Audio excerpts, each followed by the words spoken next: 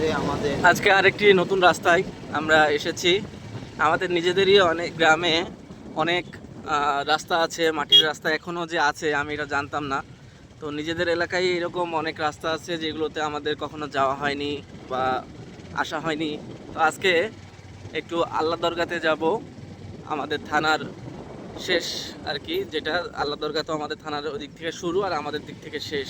তো সেই দিকটায় যাব। তো যাওয়ার জন্য দফাদার পাড়ার ভিতর দিয়ে একটা রাস্তা পেলাম, সেই রাস্তায় আমরা এর আগে কখনো আসিনি। এই রাস্তা দিয়ে দরগাতে যাওয়া যাবে। তো রাস্তাটা ভিতরে এসে দেখি কিছু খানিক পথ মাটির রাস্তা আছে, মাঠের মাঝখান দিয়ে রাস্তা। এই যে আমার দুই পাশেই মাঠ, আর মাঠের মাঝখান দিয়ে এটা আসলে তেমন কোনো যানবাহন বা কিছু চলাফেরা করে না মানুষ।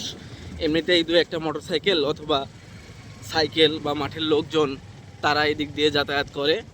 তো আমরা আসলাম, এসে আমাদেরও ভালো লাগছে, কারণ প্রকৃতি বরাবরই ভালো লাগে আমার বা আমাদের, সেই জন্য আরও বেশি ভালো লাগছে। সুন্দর ঠান্ডা ঝিরিঝিরি বাতাস রয়েছে, আর সেই সাথে মাটির রাস্তা, প্রকৃতি সব কিছু মিলিয়ে আমাদের একটা খুব সুন্দর একটা ফিল দিচ্ছে, যার কারণে খুবই ভালো লাগছে এই রাস্তায় আসতে পেরে। নতুন জায়গা তো বরাবরই একটা অন্যরকম আকর্ষণ থাকে, সেটাই কাজ করছে এই মুহূর্তে। যদি বৃষ্টি হয় তাহলে কিন্তু এই রাস্তা দিয়ে একদমই আসা যাবে না, কারণ বিকল্প কোনো আশেপাশে রাস্তা নেই। মাঠের মাঝখান দিয়ে রাস্তা এই দিক দিয়ে আসলে কিন্তু মানে আটকে যেতে হবে, যাওয়ার কোনো উপায় থাকবে না। তাই শুধুমাত্র আমার ভিডিও দেখেও যদি কেউ এই রাস্তায় আসতে চান তাহলে কিন্তু অবশ্যই আপনাদেরকে আসতে হবে শুকনো মৌসুমে, অথবা যখন বৃষ্টি হবে না এরকম সময় আসতে হবে। না হলে কিন্তু এই পথ দিয়ে আপনারা পুরোটা রাস্তা যেতে পারবেন না, বা ঝড় বৃষ্টির সময় ওই দিক দিয়ে আসার দরকার নেই। মাঠের মাঝখান দিয়ে রাস্তা বিপজ্জনক হতে পারে। সুতরাং যখন আপনারা এমনিতেই ঘুরতে চান বা গ্রামের পরিবেশ দেখতে চান, প্রকৃতি, মাটির রাস্তা এরকম একটা ভাইব নিতে চান, তাহলে আপনারা আসতে পারেন এই রাস্তায় মোটরসাইকেল নিয়ে। কিছু সময়ের জন্য আসতে পারেন, খুব বেশি দূর না, আবার একেবারে যে ছোট বা অল্প রাস্তা তাও না, মোটামুটি ভালোই। তো ভালোই লাগছে, মাঝখান দিয়ে যাচ্ছি। বিশেষ করে বাতাসটা অনেক বেশি ভালো লাগছে। আর মোটরসাইকেলে থাকলে তো এমনিতেই বাতাস লাগে, তারপরেও বেশ ভালো বাতাস আছে। দুই পাশ থেকেই ফাঁকা জায়গা, এই জন্য বাতাসটা ভালো আসছে। আমরা তিনজন আছি। আমার গাড়ি চালাচ্ছে জীবন, তার মাঝখানে আছে রাফি, আর পিছনে ক্যামেরায় আছি আমি। দেখি সামনে যদি বালি থাকে তাহলে আমরাই নিজেরাই বিপদে পড়ে যাব। দেখি এই রাস্তাটা কোথায় যেয়ে উঠে। সম্ভবত এটা মাঝদিয়ারের যে পিচ রাস্তাটা আছে সেই রাস্তায় যেয়ে উঠবে।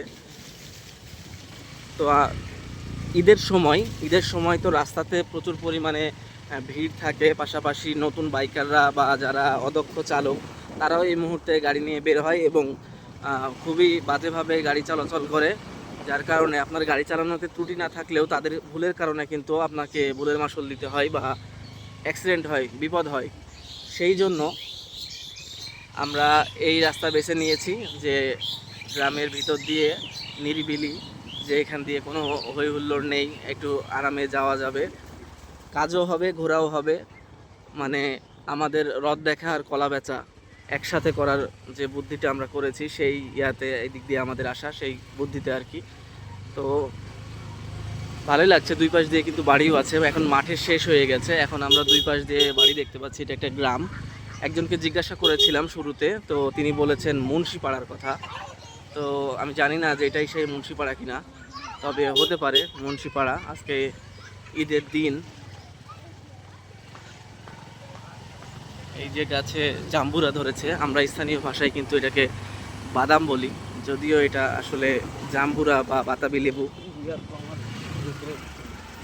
তো এখানে এই যে সামনে পিচ রাস্তা আমরা দেখতে পাচ্ছি, তবে এখানে তিনজন একসাথে ওঠা যাবে না, সামনে অনেক উঁচু, যার কারণে এখানে একটু নেমে যেতে হবে এবং গাড়িটা একা একাই উঠাতে হবে।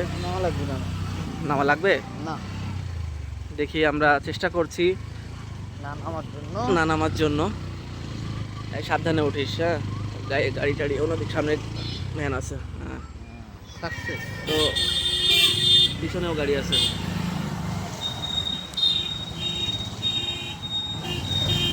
গাড়ি আছে পিছনে, পিছনে গাড়ি আছে। তো এই হচ্ছে অবস্থা।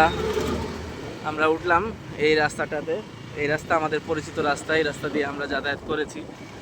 তো ভিতর দিয়ে অনেকখানি রাস্তাও এগিয়ে গেলাম, আবার কিছুটা গ্যাঞ্জাম বা ভিড় পেরিয়ে আসলাম। এখন পিচ রাস্তা, এই রাস্তাটা বড় আছে, সুন্দর আছে। আশা করি আমরা আমাদের গন্তব্যে এই দিক দিয়ে পৌঁছে যেতে পারবো। ঠিক আছে, আপনারা ভালো থাকবেন। কেমন লাগলো ভিডিওটি সেটিও কমেন্টের মাধ্যমে জানাবেন। পরবর্তীতে আবারও হাজির হব নতুন কোনো জায়গা, নতুন কোনো ভিডিও নিয়ে। সেই পর্যন্ত আল্লাহ হাফেজ।